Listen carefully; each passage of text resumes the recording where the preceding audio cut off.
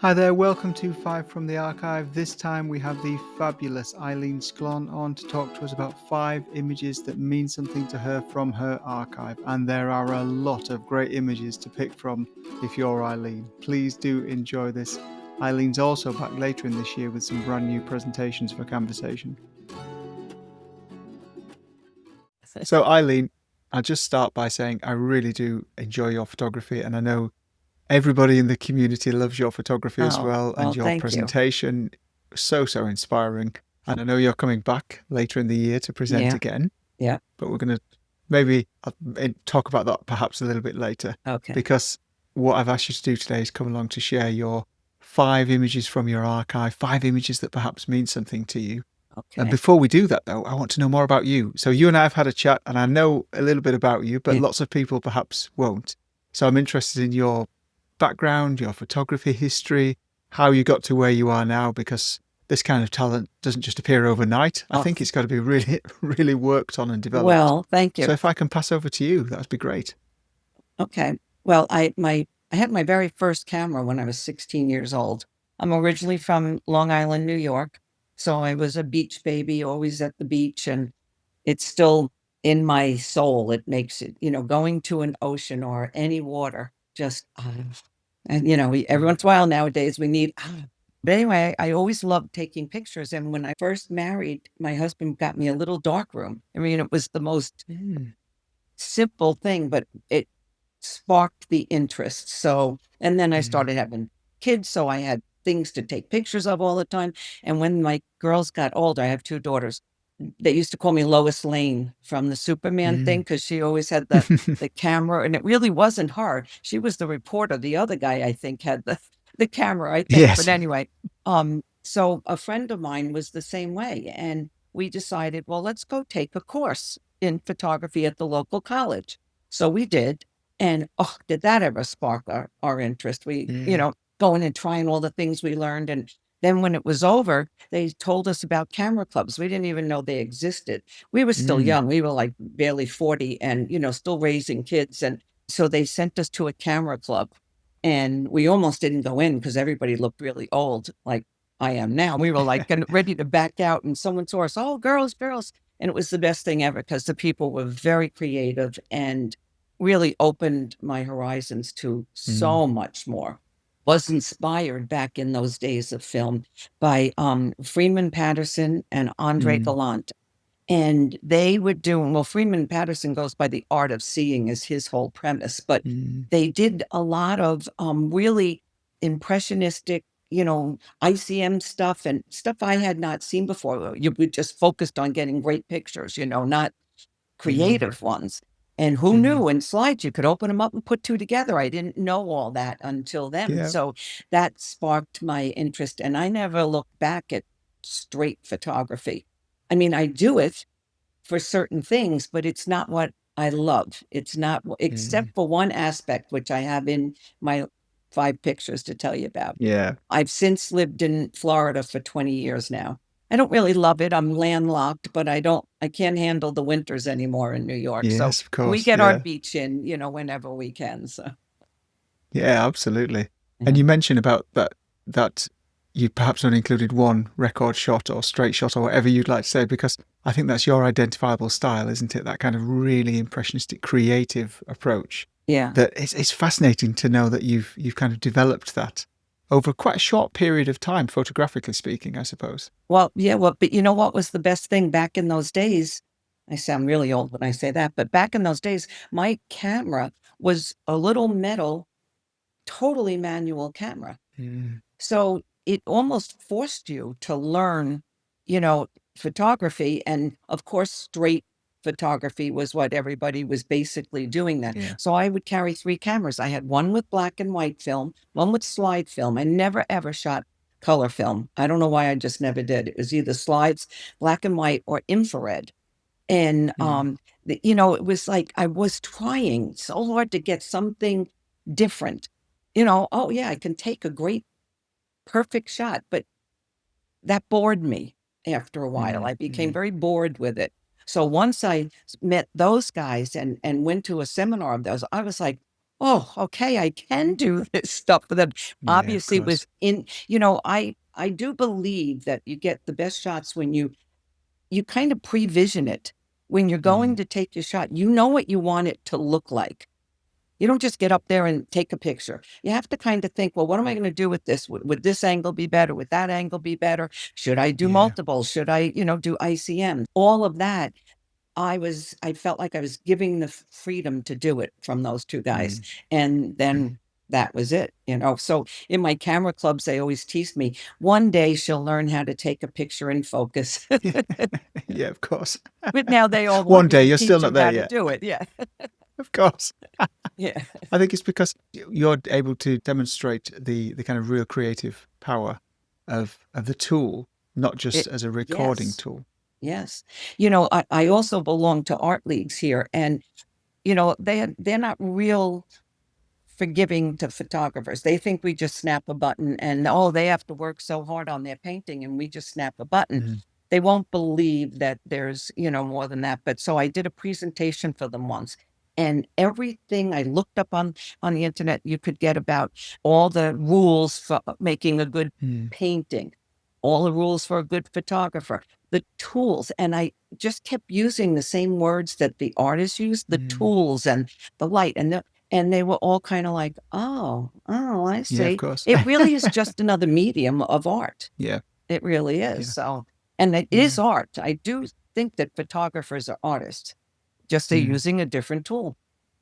Yeah, thank you. That was actually one of the things I was interested in asking you as to whether you identified yourself as a sort of a photographer, photographic artist, or an artist, because I would very much consider your work much more towards the art Oh, well, side thank you. of photography. I guess I do some, I use pastels, I can do watercolor, Mm. I can do a lot of those things, and I do them once in a while. My true love is photography, and I Mm. can't really say why, but it's just, I don't know. I love it. And now It I've had a just lot is. of back issues. So when I went to Panama, I did something I've never done before.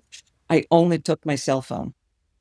Yeah. And I was like, "Oh, no, am I gonna miss my camera?" Well, you know what? I honestly didn't. We went on a Mm. boat, we were Mm. supposed to see birds. Okay, well, I don't shoot birds anyway, it's not my thing. So that's where the limitation really comes from. But believe it or not, there's all kinds of attachments and things you can get for your cell Yeah. phone that weigh nothing. I've got a polarizer, I've got soft, like back in the day, we called it Pro Mist, Mm. like soft filters that they don't look like a lens baby, but they just smooth the little edges on a flower Mm. or on my community, where you get more wrinkles and stuff. So you can put all kinds of creative things right onto your little phone right Yeah. here, and it works great. So Yeah. I'm Yeah. having a little fun experimenting with that, what I can Yeah. and I'll can't bet. do. Yeah. Yeah. Thank you. And it's surprising what you can do, Oh, yeah. isn't it? That's the Yeah, thing. it Yeah. is. Yeah. Thank you. Thank you. So, Eileen, thanks so much. The first of your 5 from the archive. I'll pass over to you to talk us through these. Find these really interesting. Okay. Thank you. Well, this is ICM. It's a bouquet of about 5 tulips that I had in my house, and I do tabletop in my studio, and I have lots of windows in it, so I have a lot of great light, so all I use is 2 pieces of foam core put together, to stand up, and one is the background and Mm. one reflects the light. So all of this is done with natural light when I do my Mm. setups like this. So this is a 2-second exposure because as you can see, the swirl here, that's the Mm. movement that I made. And then, you can move it around and get that nice soft. In my opinion, I can still see what this is. It's a bouquet of Yeah. tulips, but it almost has like a smoky veil around it. And I like to make the flowers look softer and more painterly looking than just a bouquet of tulips. So, and that's what I do usually with flowers. I tend to be a 1 to 3 second exposure because it gives you the time to move around in them. Even if you just want to move like a little teeny bit to make the flowers look painted and not have this big swirl here. But this is something that I find even prettier than the Mm. tulips in my mind. So give yourself Mm. the time to do it. And that's usually about a second or two. sometimes 3, depending on your light. So, And I think but what that's the kind of flower pictures I like to do. and the comment that you've made, thank you, the comment that you've made about still having it recognizable as tulips, that's obviously really important to you. So you're not taking it into abstract entirely, are you? Well, once in a while I do. It depends on what I'm shooting, but more often than not, I do like to make it ever so slightly recognizable unless I'm purposely shooting abstracts, which I do Mm. also. And so, and I think that's one of the next ones I'm going to do for you is abstracts. Oh. So it's, oh, the abstracts are fun. And you can even Mm. make abstracts out of images you already have. So when I do that program, I'll show you that too. So, but this is shot. And in my opinion, flowers are soft. So they need to be shot in soft light and look soft. Mm. I do not like harsh sun shadows on a flower, or some colors of flowers when the sun is so harsh will almost look wet. They're so oversaturated. Mm. And that's just not what I like. If that's what you like, it's your art, you do what you want with it. But this is the Mm. way I prefer my stuff to look. Mm. Thank you. And it's, I think, perhaps what you're best known for as well. And it's certainly what Yeah. our community know you Yes. for as well. Beautiful I, image. I think Beautiful so. image. And Yeah. Not so much my regular stuff. I love to grow flowers too. In New York, I had gardens and vegetable gardens, but here there's too many snakes and critters. And so the only thing I can grow is in my screened in enclosure outside. So I grow nigellas or love in the mist. And oh, they just have this little mm. ballerina look to them, and they're just magical to me, and they lend themselves very well to ICM because look at they have their own natural curves to begin with. Mm. So this one was only a 1 second, and all it did was, I don't have this time to swirl all around, but it softened and elongated all the petals and just made the background almost the same color as the petals. And this was as shot. I did Mm. not edit this at Mm. all. That's another advantage to ICM. A lot of times there's minimal, editing. You may need to, brighten it a little or darken it a little, or remove a little something if you don't like it. But it's not a lot of Mm. editing. You're really painting with your camera. So it's in your camera already. And if you want to enhance Mm. it a little, that's great. But once again, it's very soft, and it's just, to me, the way I see flowers. Yeah. Really, really subtle as well. Yeah, Absolutely beautiful. subtle. And Yeah. wonderful texture. Thanks. Yeah. I do love, well, Thank you. nigellas, if you've never played with one or taken a picture of one, oh my goodness, they have their own little personalities. They look like ballerina dresses, and they're just magical little flowers. I do love them. Superb. Okay, Thank so you. now I'm going to show you something different. What you don't know about me is I have a thing for mannequins. I'm fascinated by them whenever I find them because they themselves, like flowers, have personalities. And Mm. this one is from quite a few years ago. We were in Paris and at the Galerie Lafayette, this spectacular mall, I guess you would call it. And at that point, you could go up on the roof, which I think you still can, but now they have restaurants there. And there was no Mm. restaurant. And you could have this beautiful picture of, the Paris, and you could see the Eiffel Tower off in the distance. But I was trained right at the beginning of my photography. Whenever you see something, take the shots, but then turn around and see what's behind you. So I Mm. do that on a regular basis. And here we are shooting the cityscape, and I turn around, and this window was exactly as you see it. These mannequins lined Fantastic. up like they look like they're having a conversation. They needed the air. The window was open. I mean, it was just, oh, forget the Eiffel Tower. This made my day to shoot this. So I am always on the lookout for mannequins, and I have them in all kinds of different places and things they're wearing, and some I'll add a texture to and change it up, but it's just, they're a lot of fun and they're everywhere. You'll just notice Mm. that, once you're looking for something. And that's, if I have a moment just to give this little side tip, I love to tell people to have personal projects. So mannequins are a personal project to me. So wherever I go, aside from what I'm shooting, I'm also looking for mannequins. I'm also looking for faces. I see faces in Mm. everything. These are personal projects that may never come to an end. I may never do anything with them, but it makes me have more interest in going out and shooting because I'm not, okay, we're going to shoot the rubber tree. Oh, okay. Well, Mm. now I'm looking for other stuff. Oh, I see a face over there. Oh, it makes it more Mm. exciting. So try to give yourself, start off with the, fun windows or something, that's easy to do. And once you start doing that, you may have, like me, 4 projects constantly in your head that, you see, but mannequins are one of them. So, like I said, Yeah. straight shot. And oh, I did edit it. I made it black and white. It was in color. So, but aside from that, I just thought it was so interesting. Yeah. And being aware of your surroundings, I think Yeah. really helps generally, but this is just a superb example of it. Well done. And they're obviously looking at the Eiffel Tower as well. I know. And I was just so sorry when we went back the next time that it's now that area is a Yeah. restaurant that this was gone. So this is a very special image to me.